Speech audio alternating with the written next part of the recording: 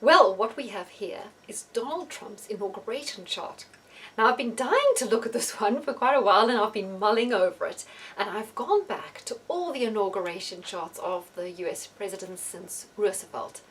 Now, nearly all of them were inaugurated on the 20th of January and at noon, although there's some exceptions, like Lyndon Johnson, who came in after Kennedy, and Gerald R. Ford, who came in after Nixon, and Roosevelt himself. But in the main, this is what the chart looks like, and there are some commonalities just because the time of year and the time of day that these inaugurations take place. So let's get those out of the way because those would be common to most presidents.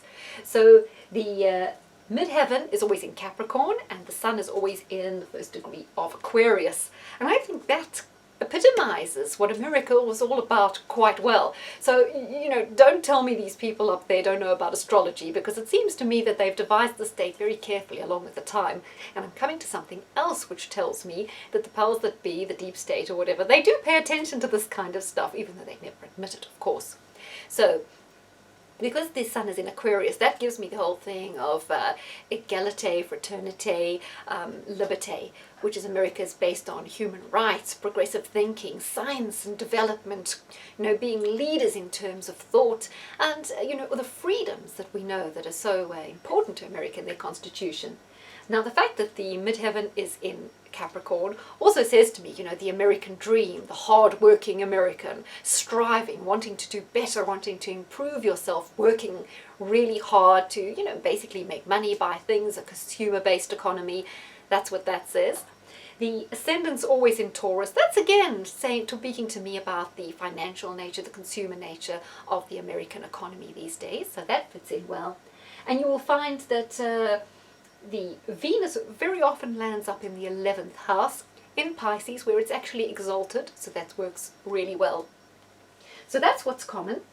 As you can see in the Trump inauguration chart, the sun is right up there, conjunct the midheaven, no other planets around, with Obama, Mercury just crept into that little gap between the midheaven and the sun, which says to me that his presidency was more style over substance, style and communication as represented by Mercury, just getting in the way of substance as represented by the sun.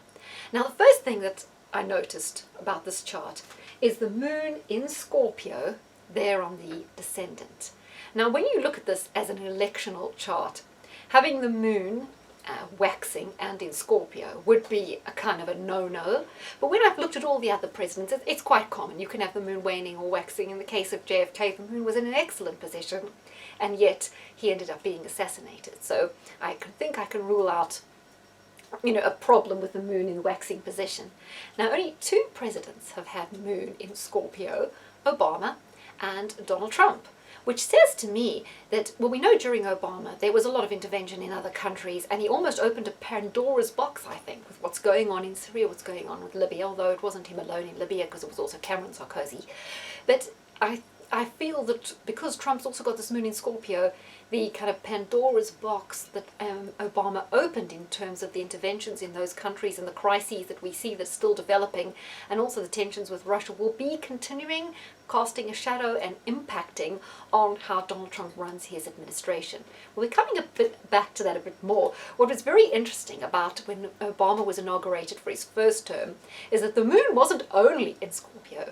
It was void of course in Scorpio, which means it was in 29 degrees of Scorpio, which is astrologically one of the biggest no-nos. It just wipes out a chart. If you're doing a chart for a business or a marriage, any kind of event, you do not want a void of course moon, especially in Scorpio. It's a really bad thing. But I got to find out from an astrologer friend of mine, Robert Curry, that there was a mistake when Obama was inaugurated. The person who read him the kind of oath got something wrong, so he had to reread the oath in the Oval Office the next day to make it official, so it wasn't quite official. And I think that was their way of getting around this diabolical symbolism of the moon being void of course, was sort of saying, oh no, well, it was really only happened the next day. But as in politics, everything is perception. In astrology, it's also perception. The whole world watched on the 20th. They didn't watch in the Oval Office when he corrected this little mistake. So from a astrology point of view, it carries more weight what happened on the 20th rather than what happened the next day. And I think now we see that some people are really upset that Donald Trump is now in, because he's going to be reversing so many of the policies where Obama was moving towards, globalism, this whole neoliberal agenda. Trump has slammed the brakes on and he's reversing back from that. And in a way, Obama's whole legacy, including Obamacare, is going to be wiped out. So that's probably why it was unlucky that he had this void of course moon, because he will have no legacy. Everything will be wiped out. And in a way, you could put a theory forward that it was because of Obama's policy that we now have someone like Trump. It's sort of a rowing back on all those things. So that was fairly interesting.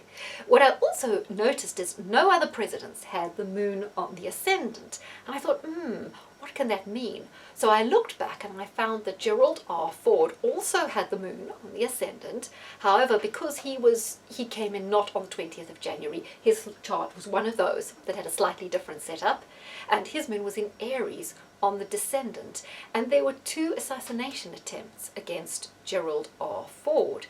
And because Scorpio and Aries, they're both kind of violent signs of opposition, signs of anger, hostility, makes me think that because Moon being there in Scorpio on the descendant is also alerting me to the fact that somehow this hostility against Donald Trump could end in such extreme measures. But I want to come back to that because that's kind of a big subject. Now, in this chart, the Moon rules the 3rd house of communications, and as we know, Donald Trump is at war with the media because the 7th house is the house of open hostilities. And with Moon being there, we can see open hostilities to the media. He's got a lot of enemies out there that are working very, very hard against him. And I think that is quite well captured by the symbolism of the Moon there in Scorpio opposing. So next we can have a look at who else would have had Venus square Mars in the 11th house. And yeah, that is right, in the 11th house. So I had a look at the other presidents, and I found out that, let's see, we've got it down here, Dwight Eisenhower was one of the presidents who also had Venus conjunct Mars in the 11th. So I looked to see the kind of themes. The 11th house is all about the legislature, Congress, the way the local government, the way the government is run. So I thought, I wonder what themes there were that link these two together, and something banged out at me. A big problem facing Dwight Eisenhower, which he had to crack down on with an executive privilege, was McCarthyism. Now, McCarthyism was that whole thing blowing up. There was a red under every bed. Russia was this huge problem, and it was almost becoming impossible to rule the country for a lot of people because of this hysteria over Russia. Isn't that what we're seeing again? The Democrats, the neoliberals who are hanging on to their agenda are using this whole thing of Trump's administration's link to Russia and playing up and exploding the whole Russia thing to make it impossible for him to govern. So just as Dwight Eisenhower had to crack down on McCarthyism and wipe it out, this is what Donald Trump's got to do as well. So who else do we have? Yes, just to come back to Gerald R. Ford and the opposition he was having. When he came in after Nixon, a lot of the Nixon holdovers were causing a problem for him. So he had something called the Halloween Massacre, where he just fired people en masse to bring in people who would be supportive of him and who would be loyal to him. And I can see that at some stage Trump is going to have his own Halloween Massacre, or maybe we should call it a Night of 1,000 Knives, as it's sometimes called in Parliament in this country, where there's a mass cull. And yes, he needs to rip out all these Obama holdovers, the people who's providing the leaks, the people who just aren't loyal to him, aren't with his agenda, and get rid of him. So I can see that just like Ford had to have a purge, Trump's going to have to do that same thing at the same time if he's to be at all effective. Right, what are the other commonalities? Now, I noticed no one else had Saturn in the 8th house, but Trump does, and Roosevelt also had Saturn in the 9th house. Immediately it got me thinking the 9th house this 8th house is all about finances, banking regulations, shared resources, debt. And I started thinking about Glass-Steagall, which was something that was brought in by Roosevelt, which was the separation of commercial banking from investment banking to protect the ordinary savers. Trump did mention that during his campaign. I think Bernie Sanders was talking about it as well. So, and a lot of people, there's cross-party support for introducing that again. It's something that Donald Trump can definitely do once he gets himself sorted out and is able to get on with some policies rather than just putting fires out all the time. I think that's something that's going to be happening. But that also says to me Roosevelt came in a time when there was a terrible, terrible recession. And that Saturn in the 8th says to me, recession. And I've been talking a lot in my chart for Holland, for Italy, the chart I did for America, that 2017 is going to be a bad year. I know that right now the Dow's right up there and it seems to be doing very well. But a lot of that is based on Trump's promises of this infrastructure projects and the amount of spending that's going to go on. Well, we've got to see on the 15th of March if Congress is going to put the debt ceiling up. Because if they refuse to do it, they can really scupper Trump's plans, and that could lead Wall Street to be sort of come crashing down again. So there's a big question mark there. Beware, beware, the Ides of March. So keep an eye on the 15th of March and we'll see what happens there if that bill gets passed. So I see here the Saturn up there, the debt and the infrastructure projects. There's kind of a major conflict there. So let's talk about the much talked about wall. Is the wall going to happen? Well, you can see we have Jupiter in the 6th house. Now, I noticed a lot of presidents have Jupiter in the 6th house, and that's probably because the 6th house is the house of the military. And we know military is very important. Military spending is very important to Americans in America. And Trump, I saw his address on the Gerald R. Ford when he launched it, and he was saying there will be more spending on the military than any other administration in history. And yes, I can see that as the intention, because Jupiter is a planet of expansion. It's square Pluto up there in Capricorn, so being square Pluto, it's extreme. That's going to be a lot of spending if it's possible. So yes, and we also have Jupiter.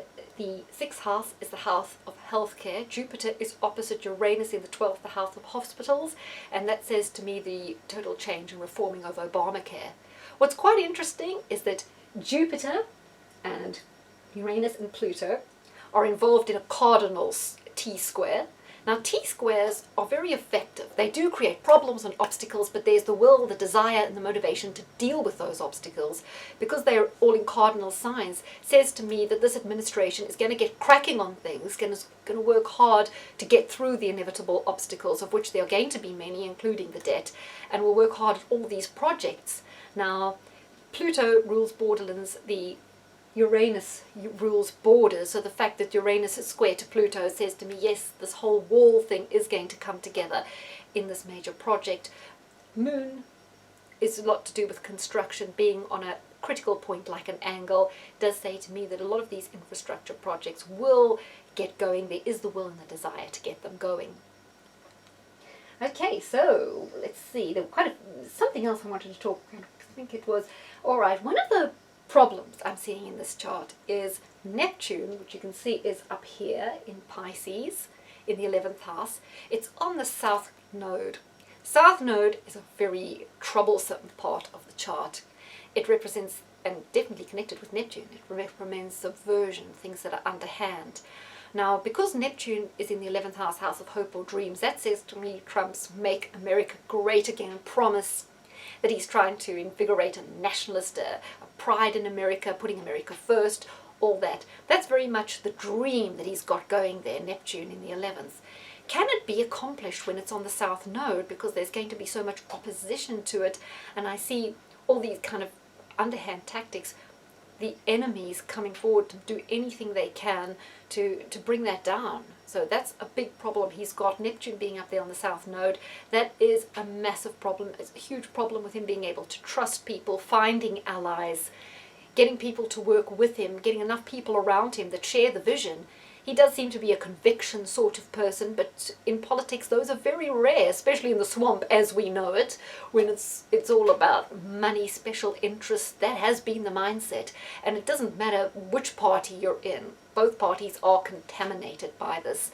There are good people on both sides, but in general, the whole lot are very heavily committed to the agenda we've been seeing over the last, I'd say going back to 1980. As I said in my previous, it's been Bush, Clinton, Bush, Clinton, Bush, Clinton. Because even when Reagan was there, Bush was there. When Obama was there, Hillary was there. So there's a setup. Now it brings me to the fact that Pluto, now because Pluto's very slow moving, it takes sort of over 230 years to go around the zodiac, Trump will be one of the only presidents to have Pluto so close up there to the midheaven. And Pluto being up there tells me that major changes are afoot.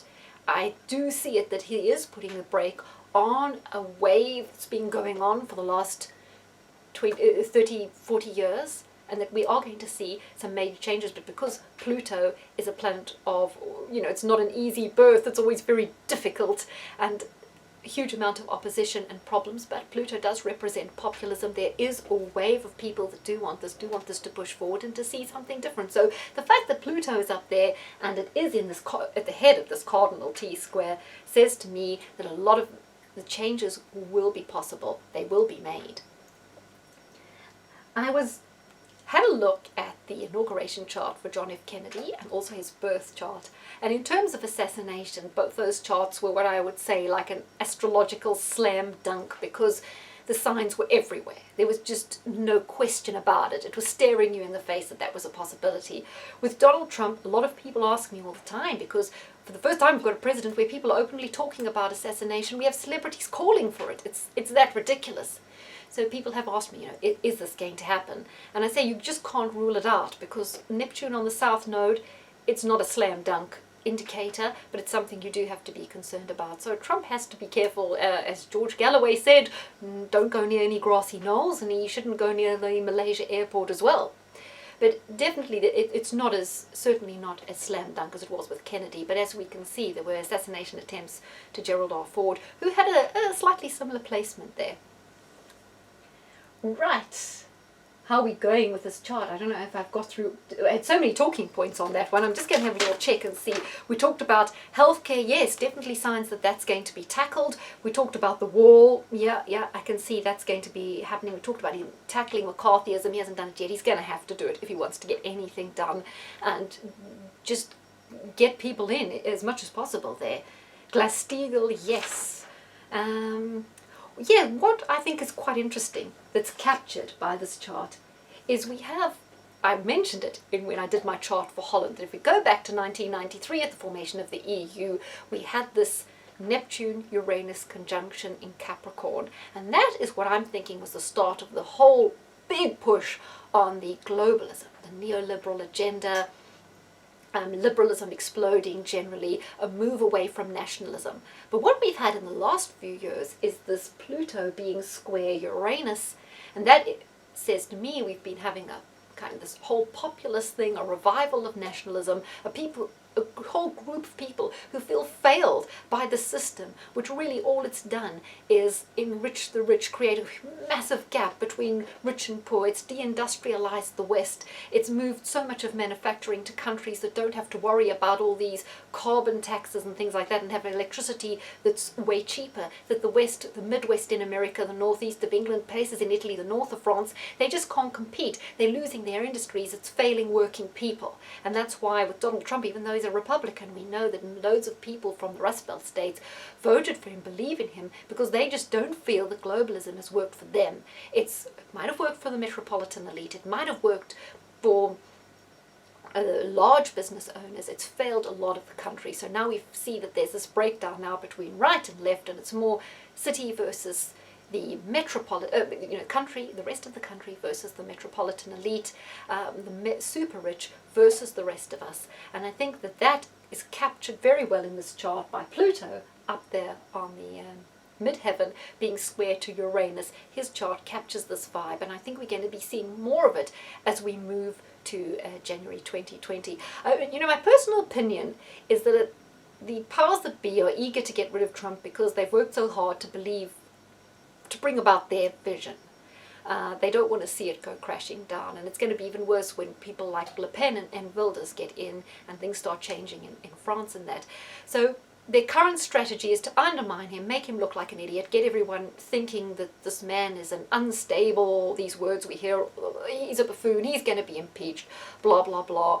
When that doesn't work, and it looks like it's possible to me that he can easily win a second term, because I don't think this wave towards nationalism and against the neoliberalism is going to go away, and I think the Democrats are damaging their own brand in many ways with a lot of these tactics and the hypocrisy of many of these tactics. So I don't think it's going to go away. Maybe the danger for Trump is more as it comes towards the second term and it becomes apparent that he may just win a second term, that is when I think he really needs to watch out. In the meantime, I think the others have convinced themselves that he's going to be such a failure and make such a fool of himself that by the time the next election comes around, the Democrats are going to storm in the Senate, in the Congress, and in terms of a president, even if they put Hillary up, they can put anyone up, they're going to win. So I don't think that's going to happen, because Pluto, Uranus, things are changing back in a different way to what we saw started in around 1993, when we were having that other conjunction. So, right, and just one last thing I was going to say about Neptune. The attacks on Trump are not going to stop. He has to be really tough on it. Hence, Knight of 1,000 Knives, Donald Trump. You've got to get rid of these people, get some new people in, because at this rate, I think a lot of people in the Democrats, not even only the Democrats, in the media, the people in this country, if Kim Jong-il came out tomorrow and started saying terrible things about Donald Trump, they'd probably embrace him. They'd say, hey, we love your hairstyle, we think you've lost a lot of weight and you're looking super trim, why don't you come over and we'll embrace you? It's getting that ridiculous. So that was my perspective on Donald Trump's chart. I see a lot of action, a lot of motivation to fulfilling what he has promised, a lot of indicators that many of these projects are going to get done.